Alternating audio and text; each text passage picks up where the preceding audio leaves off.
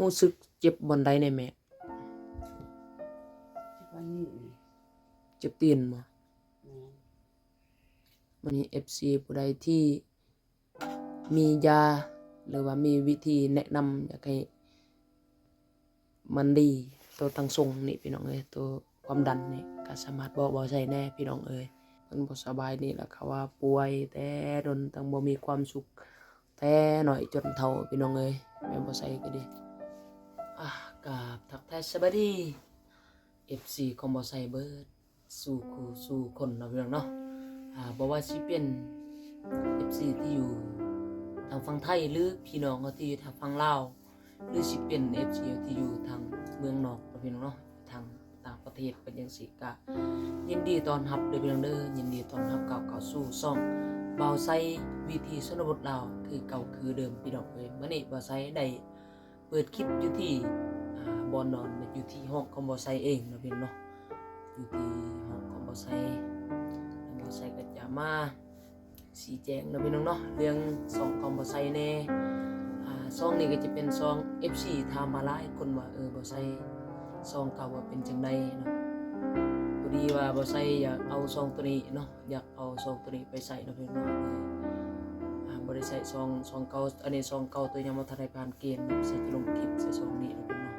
ซองนึงบ่ได้ใส่เลยพี่น้องบ่ใส่มีหยังก็อย่าลืมฝากเป็นกำลังใจให้บ่าวไซคือเก่าเด้อพี่น้องเด้อโดยการกดไลค์กดแชร์กดติดตามช่องบ่าวไซเนาะพี่น้องเนาะถือว่าช่องนี้บ่าวไซก็น่าจะสิใส่ต่อไปเนาะพี่น้องเนาะเพราะว่าบ่าวไซสิอัปเดตคลิปเพราะว่าสิเป็นคลิปวิถีชีวิตนี่แหละพี่น้องอยู่ตามชนบทบ้านนอกคอกนาเนาะพี่น้องเนาะแล้วก็จะหาถ่ายผู้สาวเนาะพี่น้องเป็นวิถีชีวิตของบ่าวไซเองนี่แหละพี่น้องเนาะบางเทื่อก็จะมีผลงานเสียงเพลงแน่บ่าวไซก็จะสิลงในคลิปในซองนี้นะพี่น้องเนาะบ่าวไซสิลงบ่าวไซใส่ซองนี้พี่น้องเอ้ยบ่าวไซวิธีชนบทเนาะแต่ว่าตอนนี้บ่าวไซอยู่กับแม่บ่าวไซพี่น้องเอ้ยแม่บ่าวไซก็บ่สบายพี่น้องเพิ่นก็เจ็บมาล้นแล้วพี่น้องเอ้ยได้ประมาณ 4-5 ปีแล้วพี่น้องแต่เจ็บแต่ก่อนช่วงนี้ก็ยังอาการเก่าก็ยังฟื้นขึ้นมาคือเก่าพี่น้องหลังจากที่บ่าวไซได้ไปเป็นปัวอยู่แขวงในห้องหมอแขวงเซกองน่าจะไปห้องหมอปากเซแน่พี่น้องกลับไปแต่ว่าก็ยังบ่แค่นี้พี่น้องเอ้ยอันหลักๆนี่จะเป็นความดันนะพี่น้องความดันธรรมะบ่าวไซว่าตั้งทรงขึ้นสูงแฮงพี่น้องจนสิเข้าเป็น200ปลาย190 200ประมาณนั้นพี่น้องก็อาการของแม่ก็เลยมีอาการมึนจากหัวลงบ่า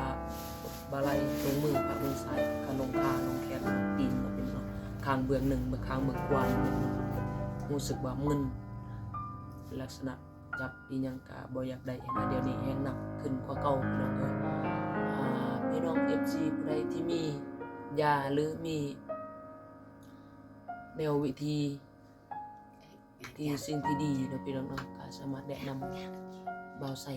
เนาะพี่น้องเนาะ นี่เป็น ตอนนี้แม่บ่าวไซก็อยู่ห้องกำลังส่งน้ำเนาะพี่น้องเนาะเดี๋ยวสิอัปเดตให้พี่น้องมาได้เบิ่งได้ชมเนาะพี่น้องเนาะตอนนี้แม่บ่าวไซกำลังกินข้าวอยู่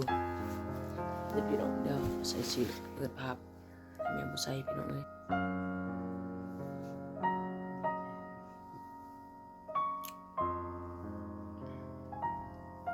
กำลังกินข้าวพี่น้องเอ้ยเอาส่งน้ำมาแต่เช้าแล้วพี่น้องประมาณแต่8 โมงแต่8 โมงเช้าอันนี้ก็ยังบ่ทันได้เบิดยังหลายเติบพี่น้องเอ้ยรู้สึกเจ็บบ่อนใดแน่แม่วันนี้ เจ็บตีนบ่มันเป็นอะไรมันมึนเจ็บเอวหัวก็เจ็บกันบ่โอ้เจ็บข้างเดียวบ่เจ็บข้างเดียวพี่น้องเอ้ยนี่แหละเขาว่าชีวิตขณะบ่ใช่ก็บ่ฮู้ว่าจักสิเป็นปัวกับยาอีหยังอีกเนาะพี่น้องเนาะเพราะว่าแ แต่ก่อนบ่ใส่ก็ได้เอาไปโรงหมอหรือว่าไปโรงพยาบาลนี่พี่น้องก็ยังบ่ดีท่านหมอก็แนะนำบอกว่าให้แม่บ่ใส่พักผ่อนอยู่ที่เรือนเนาะพี่น้องบ่ให้เฮ็ดเวียกงานหนักหลายว่าจังซั่นคือทางนี้นี่ก็อยากหลุดพ้นแน่และแม่ก็บ่สู้เฮ็ดเวียกปานใดแต่ก่อนในแม่นอยู่แม่เฮ็ดเวียกเฮ็ดงานแต่นี้ก็บ่ปานใดเฮ็ดก็บ่ได้แล้วเว้ารวมแล้วมื้อนั้นใจเราก็อยากเฮ็ดพี่น้องเพราะว่าอยู่2คนกับบ่ใส่เด้มันก็บ่ท่วงบ่ทันมีแต่บ่ใส่แม่ก็เฮ็ดนำเฮ็ดพร้อมในนั้นนะบ่ใส่ก็เลย ให้แม่ก็เฮ็ดนำอยู่หั่นไปนำกันแหละพี่น้องไปเวียกไปงานก็ดีผู้ใดมี FC ผู้ใดที่มียาหรือว่ามีวิธีแนะนำอยากให้มันดีตัวตั้งทรงนี่พี่น้องตัวความดันนี่ก็สามารถบอกใส่แน่พี่น้องบ่จักสิปินปัวแนวใดแล้วบ่ฮู้แหละพี่น้องตัวนี้ก็ส่งน้ำNSS พี่น้องให้แม่บ่ใส่เพิ่นบ่สบายนี่แหละเขาว่าป่วยแต่ดนตั้งบ่มีความสุขแต่น้อยจนเฒ่าพี่น้องแม่บ่ใส่ก็ดีคือแม่ก็คือบ่ใส่น่ะบ่ใส่ก็เป็นกำพร้ากำพร้อยพอเสียชีวิตแต่ยังน้อยจนฮอดปัจจุบันบ่มีพ่อมีแต่แม่ยังแต่แม่อยู่กัน2คนอยู่เรือนพี่น้องนี่แหละยามเจ็บไข้ไอหนาวก็อยู่แนวนี้แหละเบิ่งแยงกันแนวนี้แหละ2คนเฮา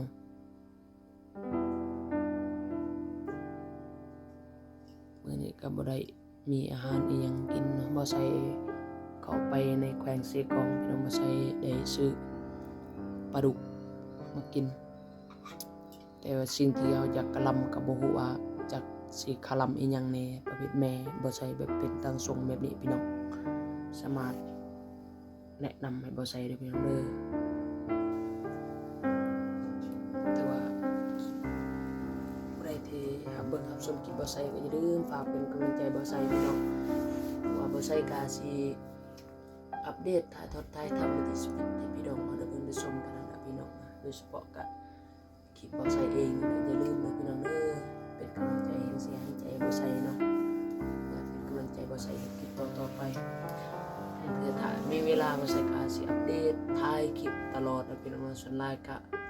เวลายุ่งงานเวียกงานบ่มีเวียกมีงานหลายเนาะก็เลยบ่มีเวลาถ่ายให้ FC พี่น้องได้เบิ่งได้ชมพี่น้องทุกคนก็คลิปนี้ก็บ่ใส่สิบอกไว้ซ้ำนั้นเด้อพี่น้องเด้อบ่ใส่สิบอกไว้ซ้ำนั้นมีหยังก็อย่าลืมฝากเป็น